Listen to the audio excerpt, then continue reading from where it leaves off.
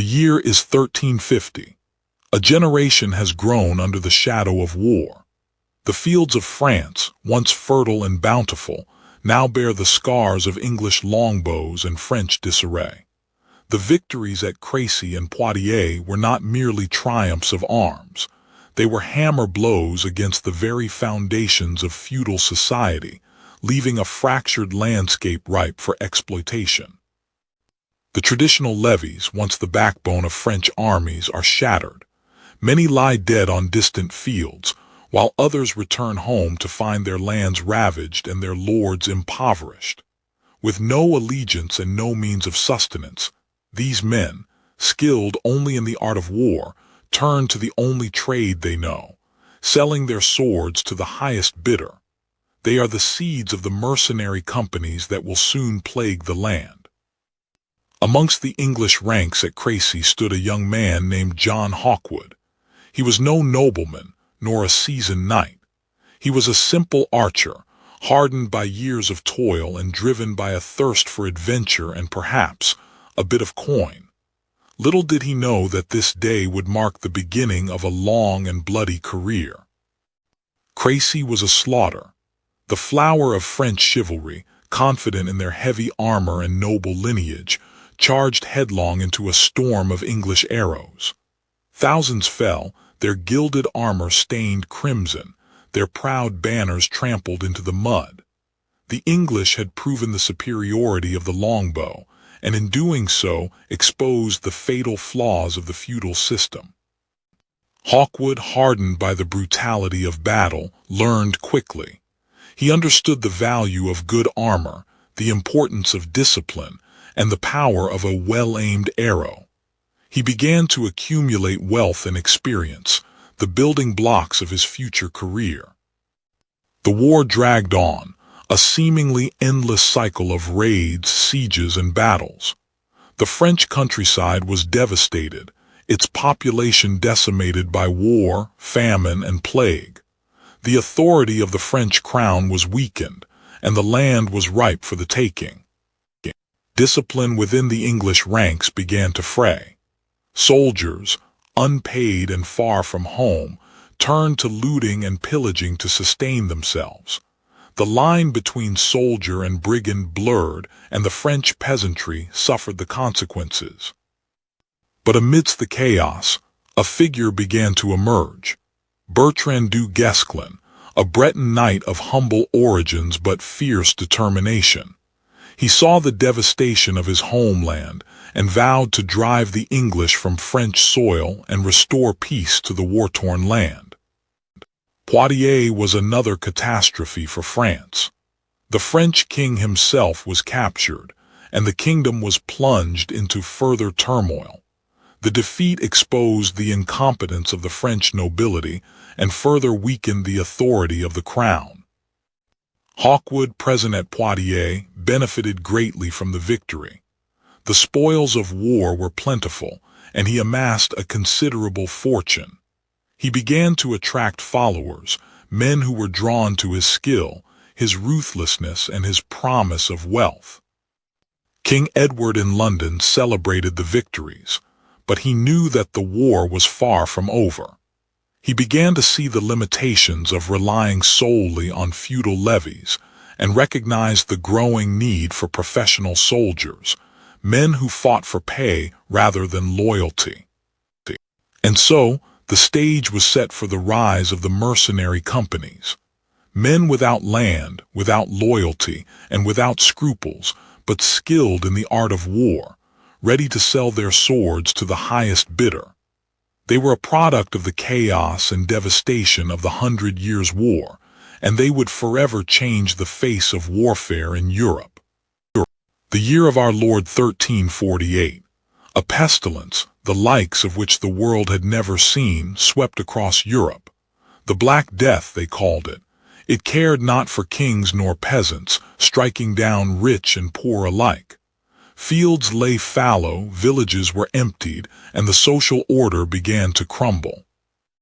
The plague left gaping wounds in the fabric of feudal society. With so many dead, labor became scarce. The surviving peasants, emboldened by their newfound value, demanded better terms, challenging the old obligations that bound them to the land.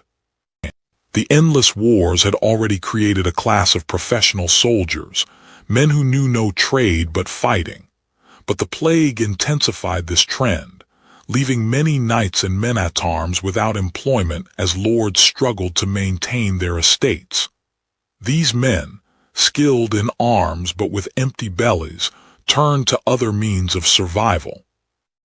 These unemployed soldiers formed into bands, the free companies, and roamed the countryside.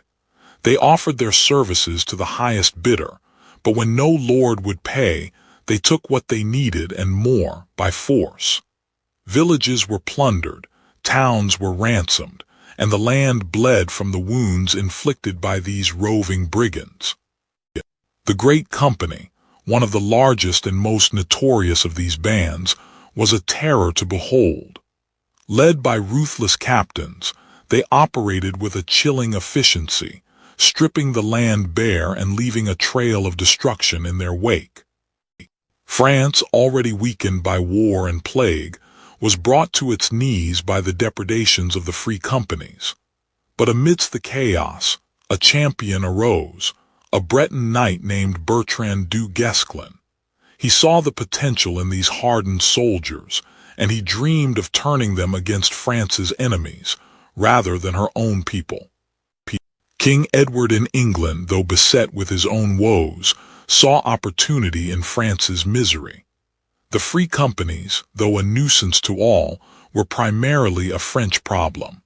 He could afford to watch and wait, allowing the chaos to further weaken his rival. Du Guesclin, with a shrewd mind and a warrior's heart, began to negotiate with the mercenary captains. He offered them gold, and more importantly, a chance for glory if they would turn their swords against the English and their allies. Not all mercenaries were swayed by Du Guesclin's promises. Some, like John Hawkwood, remained loyal to the English cause, or at least to the promise of English gold. The conflict continued, fueled by greed, ambition, and the desperate struggle for survival. While France bled, the Italian peninsula was embroiled in its own conflicts. City-states and principalities vied for power, and the demand for skilled soldiers was ever present. Condottieri, like Matteo Visconti, rose to prominence, offering their military expertise to the highest bidder, and amassing wealth and influence in the process. The rise of the free companies and the condottieri marked a turning point in warfare. The old feudal levies were proving inadequate against these professional soldiers. Kings and princes were forced to rely more and more on paid troops, changing the very nature of armies and the way wars were fought. Du Guesclin's efforts, though fraught with challenges, began to bear fruit. He forged a new kind of army, one built on professionalism and loyalty, rather than feudal obligation. But the road ahead was long, and the threat of the free companies remained a constant shadow over the land. John Hawkwood, a name yet to strike fear into the hearts of princes, began his ascent not with noble birth or vast fortune, but with a soldier's pragmatism honed on the battlefields of France. The Black Death had thinned the ranks, but it also thinned the ranks of potential competitors. Opportunity arose from the ashes of despair. Hawkwood possessed an innate understanding of military tactics, recognizing the strengths and weaknesses of each soldier under his command. He emphasized rigorous training, drilling his men in the art of archery, swordsmanship, and siege warfare. Discipline, he believed, was the key to survival and victory. His mind was a steel trap, analyzing terrain, calculating risks, and exploiting weaknesses in the enemy's defenses. He learned the intricacies of siege warfare, mastering the use of trebuchets, siege towers, and sapping techniques to breach the walls of fortified towns. The siege of Brittany was a brutal affair. Hawkwood distinguished himself by his relentless pursuit of victory. He saw siege warfare as a science, meticulously planning each assault, each barrage, each advance. He understood the importance of disrupting the enemy's supply lines, starving them into submission. Hawkwood's ruthlessness was legendary. He showed no mercy to those who opposed him, employing tactics that were considered brutal even by the standards of the time. But his men were loyal, for they knew that his ruthlessness extended to ensuring they were paid and cared for. Bertrand du Guesclin, Constable of France, understood the threat posed by these mercenary companies. He saw them as a cancer eating away at the heart of France, their loyalty bought and sold to the highest bidder. He vowed to rid France of their presence by any means necessary. Hawkwood understood the economics of warfare. He knew that a well-paid army was a loyal army. He insisted on timely payments and fair distribution of spoils, fostering a sense of camaraderie and loyalty among his men. This was the glue that kept his men together and the key to his success. Word of Hawkwood's exploits reached the ears of King Edward III, who recognized the value of a skilled and ruthless commander. While officially disapproving of freelance mercenaries, Edward understood their usefulness in weakening the French crown. Hawkwood's reputation as a formidable commander grew with each campaign, but so did his notoriety for cruelty and avarice. Villages were sacked, towns were plundered, and the countryside was ravaged by his mercenary company. This was the reality of war, and Hawkwood embraced it without hesitation. Across the Alps in the fractured landscape of Italy, men like Matteo Visconti watched with keen interest. They saw in Hawkwood a tool, a weapon to be wielded in their own endless power struggles. The game was about to change. Du Guesclin knew that to truly secure France, he needed to find a way to channel the mercenaries' destructive energy elsewhere. His plan was audacious. Offer them gold, offer them glory, offer them a new battlefield far from French soil.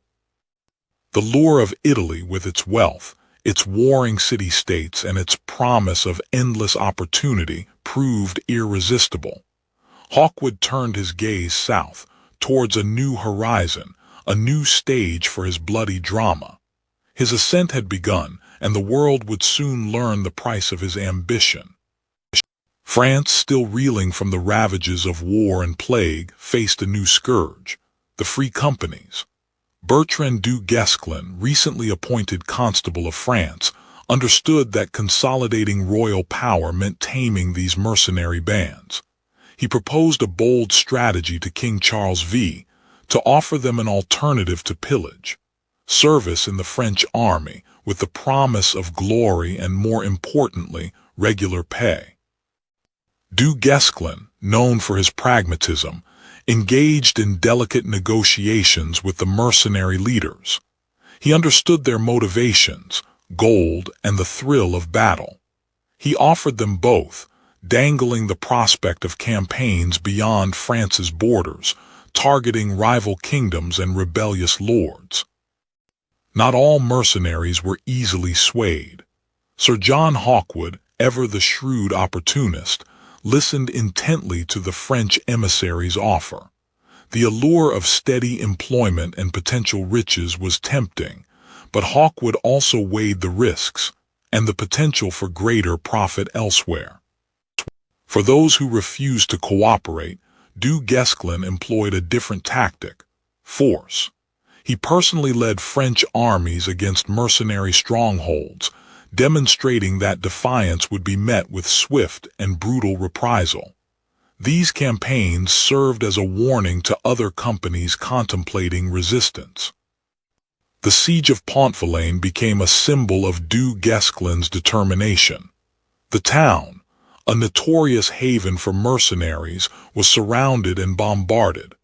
The French forces, employing siege engines and tactical maneuvering, gradually tightened their grip on the town. Du Guesclin himself directed the siege, inspiring his troops with his courage and strategic acumen. He recognized the importance of maintaining morale and personally led several assaults on the town's defenses. The battle for Pont-Vilain was fierce and bloody. Mercenaries, accustomed to plunder and quick victories, found themselves facing a disciplined and determined French army. The fighting was intense, with heavy losses on both sides. Pont-Vilain eventually fell to the French. Du Guesclin, true to his word, offered the surviving mercenaries a choice: join the French army or face execution. Many chose to pledge their allegiance to France, recognizing the futility of further resistance. News of Du Guesclin's successes reached the ears of King Edward III of England. The English monarch, witnessing the consolidation of French power, recognized the threat posed by Du Guesclin's ability to control and utilize the mercenary companies. The management of the mercenary problem became a key element of Anglo-French diplomacy. Truces were negotiated, often with the understanding that the mercenary companies would be redirected to other theaters of war, away from French soil. Du Guesclin, ever resourceful, saw an opportunity to export the mercenary problem to neighboring kingdoms. He orchestrated campaigns in Spain, offering the free companies employment in the ongoing conflicts in the Iberian Peninsula. And so, the free companies, once a scourge of France, found themselves marching towards new battlefields, their swords for hire in the service of new masters. Du Guesclin's gambit had succeeded, at least for now, in taming the beast and redirecting its destructive energy elsewhere. The year is 1362. France, though exhausted, offered little further prospect for a man of Hawkwood's ambition. The whispers from Italy of rich cities and endless feuds were too tempting to ignore. He made the decision: the White Company would cross the Alps. Moving a company of several hundred men across Europe was no easy feat. The logistical challenges were immense. Food, fodder, spare equipment, and coin for bribes all needed to be meticulously planned and accounted for. Hawkwood, ever the pragmatist, studied the passes through the Alps. He needed to choose a route that was passable, defensible, and ideally offered opportunities for negotiations with local lords. The journey through the Alps was arduous. The weather was unforgiving, the terrain treacherous, and the threat of bandits ever present. Discipline and Hawkwood's iron will kept the company intact. Italy, a land of beauty and intrigue, but also of constant conflict. City-states like Milan, Florence, Venice, and Genoa vied for power, their rivalries fueled by ambition, trade, and ancient grudges. Among the most cunning players in this Game of Thrones was Matteo Visconti, a condottiero whose name was synonymous with ambition and ruthlessness. He understood that in Italy, steel was often worth more than gold. Hawkwood, upon arriving in Italy, quickly sought out those with the deepest pockets and the most pressing needs. Word of the White Company's arrival spread quickly, reaching the ears of Matteo Visconti. The Italian peninsula was a patchwork of shifting alliances and betrayals. Visconti needed reliable men, men who fought for coin and not for loyalty, men like Hawkwood and his White Company. But Visconti saw in Hawkwood a tool, a weapon to be wielded against his enemies. He promised gold, land, and glory, all in exchange for the White Company's unwavering service. Hawkwood, for his part, listened with keen interest. He knew that Visconti's promises were as fleeting as the wind, but he also recognized the opportunity that lay before him. Italy was a land of opportunity, and the White Company was ready to seize it. With a contract signed and coin secured, the White Company entered the service of Matteo Visconti. Their reputation preceded them, and their arrival sent ripples of fear and anticipation throughout the Italian peninsula. The stage was set. Hawkwood and the White Company were ready to make their mark on the Italian peninsula, a mark forged in steel and paid for in gold. The wars of Italy were about to become even bloodier. The Italian peninsula, a mosaic of city-states and principalities, was a fertile ground for condottieri like Matteo Visconti. The endless rivalries and shifting alliances ensured a constant demand for skilled military leadership. Gold, not national pride, fueled the conflicts. Hawkwood, drawn by the promise of riches and renown, found himself in this chaotic theater. The rules were different here, the stakes perhaps even higher. The Florentines were canny employers, willing to pay handsomely for victory but ruthless in their demands. Du Guesclin, though focused on France, recognized the threat posed by these mercenary armies, even in Italy. Their actions had ramifications across Europe, destabilizing regions and prolonging conflicts. Visconti's strategy was simple: overwhelm the enemy with superior force and meticulous planning. He understood the importance of discipline and coordination, elements often lacking in the hastily assembled armies of the Italian city-states. Hawkwood, ever the pragmatist, adapted his tactics to the Italian terrain. He emphasized the mobility of his archers and the shock value of his heavy cavalry, utilizing the terrain to his advantage. The Battle of Cassina, though not decisive, exemplified the nature of warfare in Italy. A clash of professional soldiers, driven by loyalty and profit, amidst a landscape of shifting alliances and simmering rivalries. Hawkwood recognized the stalemate early on. The forces were too evenly matched, the terrain too restrictive. He knew when to commit and when to conserve his strength. Visconti, however, pressed on, fueled by ambition and the promise of victory. He risked everything, driven by a desire to secure his place amongst the great condottieri of Italy. Back in England, King Edward III, though growing old, kept a watchful eye on the continent. He understood the value of these mercenary companies, both as a tool of war and as a potential threat to the established order. The Florentines, shrewd negotiators, drove a hard bargain. They demanded loyalty and results, offering Hawkwood a generous sum in return. He was a tool to be used, a weapon to be wielded against their enemies. Du Guesclin understood that France's future depended on controlling these mercenary armies. He continued his efforts to recruit and integrate them into the royal forces, transforming them from a scourge into a weapon of the crown. Hawkwood's path was set. He would continue to serve where the pay was good and the fighting fierce. He was a soldier of fortune, a product of his time, and a harbinger of the changing nature of warfare. The year is 1370. John Hawkwood found himself deeply entrenched in the swirling conflicts of Italy. The Lombard plain stretched before him, a patchwork of fields and vineyards, each representing a potential battlefield or source of revenue. His White Company, hardened by years of campaigning in France, was now a force to be reckoned with in this new, fractured land. Hawkwood's success in Italy stemmed not only from his battlefield prowess, but also from his keen understanding of logistics and strategy.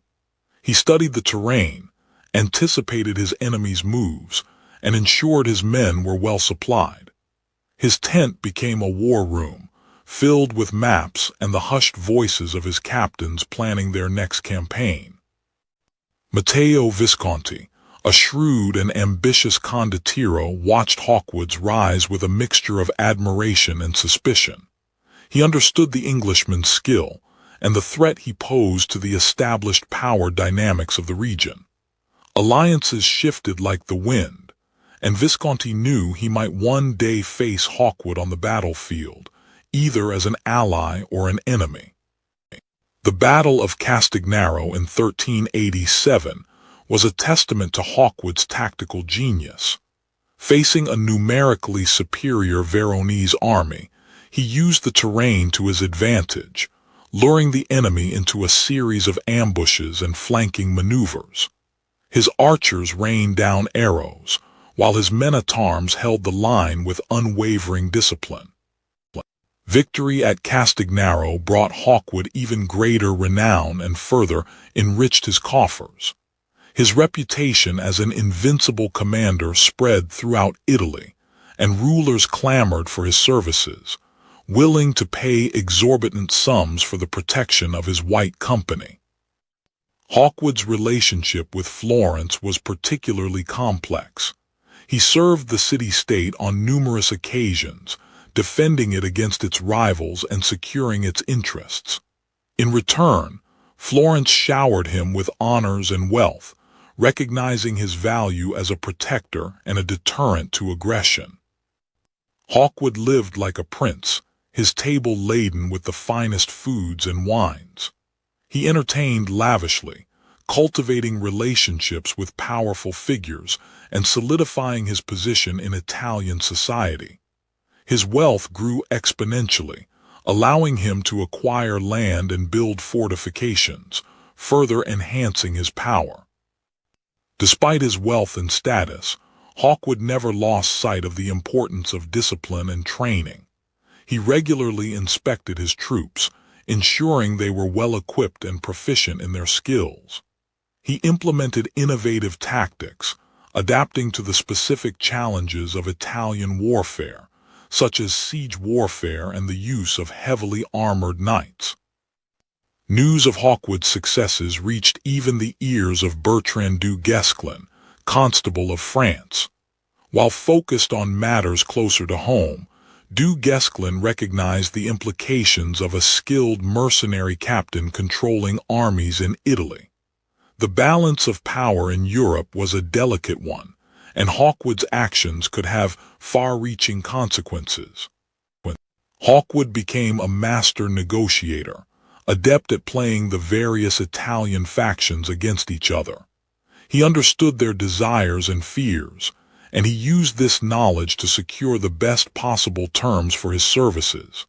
His contracts were meticulously crafted, ensuring he was well compensated for his efforts, regardless of the outcome of the conflict.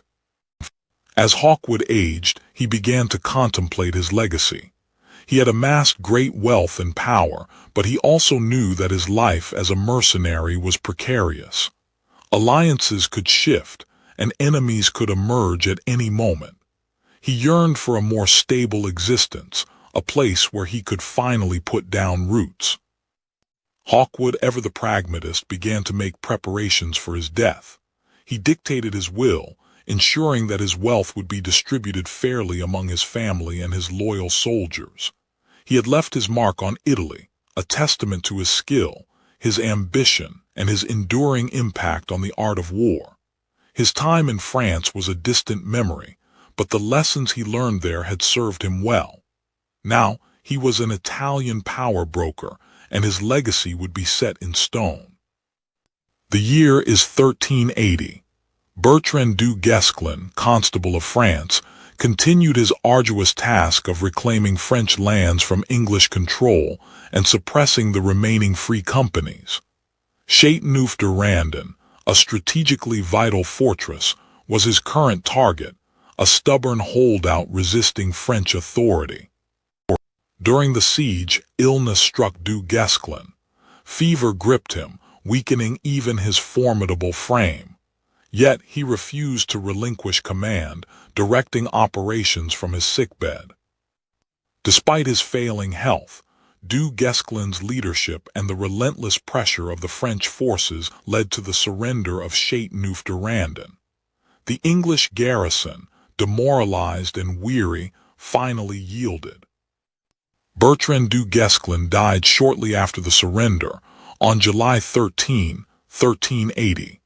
A warrior to the very end, he passed away knowing he had served France with unwavering loyalty and unmatched skill. His final victory was a testament to his indomitable spirit. Du Guesclin's body was returned to Dinan, his birthplace, for burial. The outpouring of grief was immense, a testament to the deep affection and respect he had earned from the French people. Du Guesclin became a symbol of French resistance and national pride.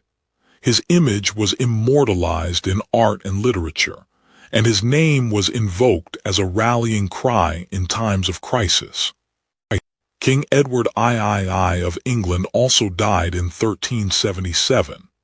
As Du Guesclin died in 1380, it was the start of a new era. The aging king's death marked the end of an era in England, ushering in a period of instability and succession disputes. His focus on the French war had left England vulnerable to internal strife.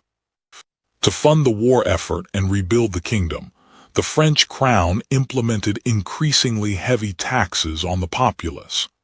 This burden fell disproportionately on the peasantry, exacerbating their already precarious situation. The heavy taxation and the continued presence of free companies led to widespread discontent and occasional peasant uprisings. These revolts, though often quickly suppressed, highlighted the deep-seated social and economic problems plaguing France. Despite the challenges, the French monarchy, inspired by Du Guesclin's example, began to reform the army.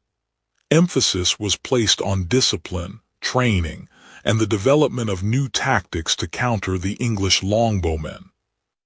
The French also invested in new technologies, such as artillery, which gradually shifted the balance of power in their favor. These innovations would play an increasingly important role in future conflicts. Du Guesclin's legacy extended beyond his battlefield victories. His emphasis on strategy, discipline, and the importance of a professional army laid the foundation for future French military successes. His life became a study for many future military leaders. The life of a mercenary was not one of glory and parades. It was a constant negotiation between survival and morality, a tightrope walk above an abyss of violence and greed. Every choice had a price, every victory a cost. Hawkwood knew this intimately. For many, joining a free company was a matter of survival. The ravaged lands offered little alternative. Du Guesclin understood this desperation, but he also knew the devastation these companies wrought upon the very people he swore to protect. In Italy, the motivations were often different. Power, wealth, and prestige drove men like Visconti. Loyalty was a commodity, bought and sold like any other, and the highest bidder always won. Hawkwood learned to navigate the complex web of Italian politics, understanding that a keen mind and a silver tongue were as valuable as a sharp sword. Du Guesclin tirelessly worked to expel the mercenary companies from France, using a combination of diplomacy, bribery, and force to direct their energies elsewhere. In England, King Edward's reign was drawing to a close. His health failing, he struggled to maintain control as the war in France dragged on and political intrigues swirled around him. The common people bore the brunt of the mercenary companies' activities. Their homes were raided, their fields burned, and their lives disrupted by the endless cycle of violence. Visconti saw Italy as a chessboard, and the city-states were mere pieces to be moved at his will. His ambition knew no bounds, and he was willing to do whatever it took to achieve his goals. Hawkwood, despite his reputation, was not immune to the horrors of war. He carried the weight of his decisions with him, a constant reminder of the price of his profession. Du Guesclin knew that the only way to truly rid France of the mercenary scourge was to meet them on the battlefield and defeat them decisively.